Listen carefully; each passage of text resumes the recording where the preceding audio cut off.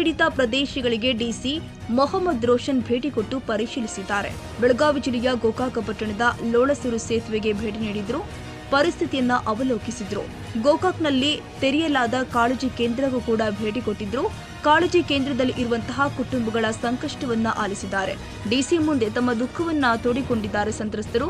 ಗೋಕಾಕ ಪ್ರವಾಹ ಪೀಡಿತ ಪ್ರದೇಶಗಳಿಂದ ಜನ ಶಿಫ್ಟ್ ಆಗಿದ್ದಾರೆ. ಶಿಫ್ಟ್ ಆದ ಕುಟುಂಬಗಳ ಸಂಕಷ್ಟವನ್ನ ಡಿಸಿ ಮೊಹಮ್ಮದ್ ರೋಷನ್ ಆಲಿಸಿದ್ದಾರೆ.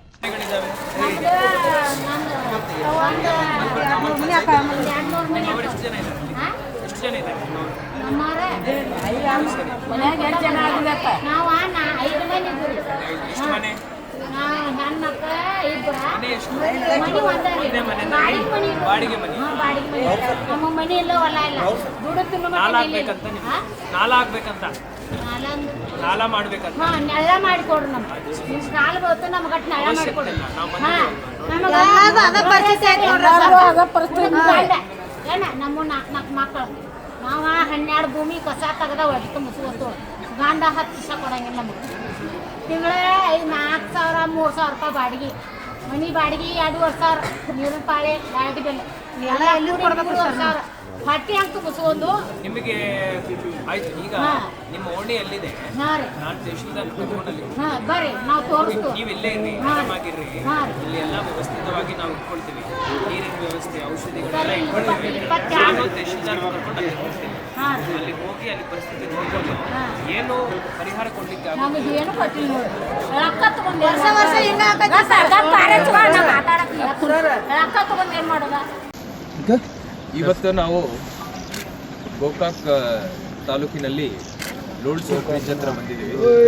ಇಲ್ಲಿ ನಮ್ಮ ಕಾಸ್ವೇನಲ್ಲಿ ಎಷ್ಟು ನೀರಿನ ಮಟ್ಟ ಘಟಪ್ರಭಾದಿಂದ ಹಾಗೂ ಮಾರ್ಕಂಡೇಯದಿಂದ ಸಂಗ್ರಹಣೆ ಆಗುತ್ತೆ, ಹರಿಯುತ್ತೆ, ಅದರದ್ದು ನಮಗೆ ಪತ್ತೆ ಆಗುತ್ತೆ.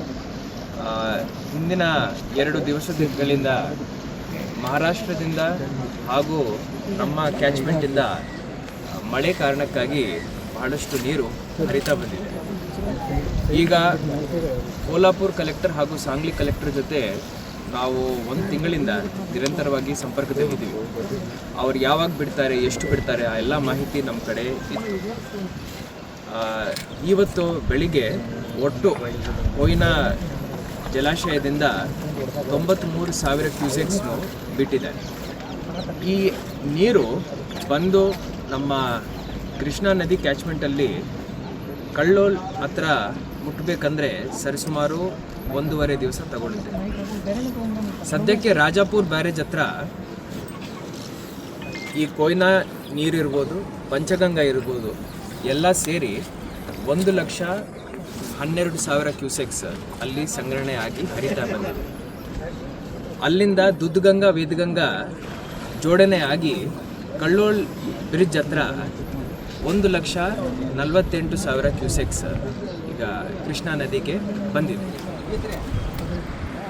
ಮುಂದೆ ನಮ್ಮ ಹಿಪ್ಪರಗಿ ಬ್ಯಾರೇಜ್ ಹತ್ರ ಸದ್ಯಕ್ಕೆ 1,12,000 ಕ್ಯೂಸೆಕ್ಸ್ ಸದ್ಯಕ್ಕೆ ಹರಿತಾ ಇದೆ.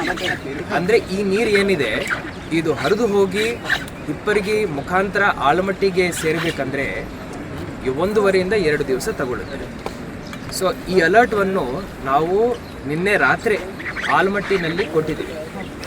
ಆಲಮಟ್ಟಿ ಡ್ಯಾಮಲ್ಲಿ ಅವರ ಚೀಫ್ ಇಂಜಿನಿಯರ್ ಅವರು ಹಾಗೂ ಅಪರ ಮುಖ್ಯ ಕಾರ್ಯದರ್ಶಿರವರು ವಾಟರ್ ರಿಸೋರ್ಸಸ್ ಅವರು ಈಗಾಗಲೇ ಅಲ್ಲಿ ಆದೇಶ ನೀಡಿ ನಿನ್ನೆಯಿಂದ 1.5 ಲಕ್ಷ ಕ್ಯೂಸೆಕ್ಸ್ ಬಿಡ್ತಾ ಬಂದಿದ್ದಾರೆ. ಇವತ್ತು ಬೆಳಿಗ್ಗೆಯಿಂದ 2.5 ಲಕ್ಷ ಕ್ಯೂಸೆಕ್ಸ್ ನೀರನ್ನು ಆಲಮಟ್ಟಿಯಿಂದ ಬಿಡೋದನ್ನು ಶುರು ಮಾಡಿದ್ದಾರೆ. ಎಲ್ಲ ಜನಪ್ರತಿನಿಧಿಗಳಿಗೆ ಈ ಮಾಹಿತಿಯನ್ನು ನಾವು ನೀಡಿದ್ದೀವಿ. ಎಲ್ಲ ಮುಖಂಡರಿಗೆ ಹಾಗೂ ಮಾಧ್ಯಮದ ನಮ್ಮ ಸಮಿತ್ರರಿಗೂ ಈ ಮಾಹಿತಿಯನ್ನು ನೀಡಿದ್ದೀವಿ. ತಳಮಟ್ಟದಲ್ಲಿ ರಾಯಚೂರು ತನಕ ನಮ್ಮ ನಾರಾಯಣಪುರ ಡ್ಯಾಮ್ ಏನಿದೆ ಅಲ್ಲಿ ತನಕನೂ ನಾವು ಅಲರ್ಟನ್ನು ನಾವು ಸೌಂಡ್ ಮಾಡಿದ್ದೀವಿ. ಸೊ ಲೋವರ್ ರೈಪೇರಿಯನ್ಸಲ್ಲಿ ಯಾವುದೇ ತೊಂದರೆ ಆಗದಂತೆ ನಾವು ಈಗಾಗಲೇ ಎಲ್ಲ ಜಿಲ್ಲಾಧಿಕಾರಿಗಳಿಗೆ ಮಾಹಿತಿಯನ್ನು ಕೊಟ್ಟಿದ್ದೀವಿ. ಘಟಪ್ರಭಾ ಕ್ಯಾಚ್ಮೆಂಟ್ ನಾವು ನೋಡಬೇಕಂದ್ರೆ ಸದ್ಯಕ್ಕೆ ಹಿಡ್ಕಲಿಂದ 36,000 ಕ್ಯೂಸೆಕ್ಸ್ ನೀರನ್ನು ನಾವು ಬಿಡ್ತಾ ಇದ್ದೀವಿ. ಇದು ನಾವು ಬಹಳ ಕ್ಯಾಲ್ಕುಲೇಟ್ ಮಾಡಿ ಹಂತವಾಗಿ ಇನ್ಕ್ರೀಸ್ ಮಾಡ್ಕೊಂಡು ಬಂದಿದ್ದೀವಿ.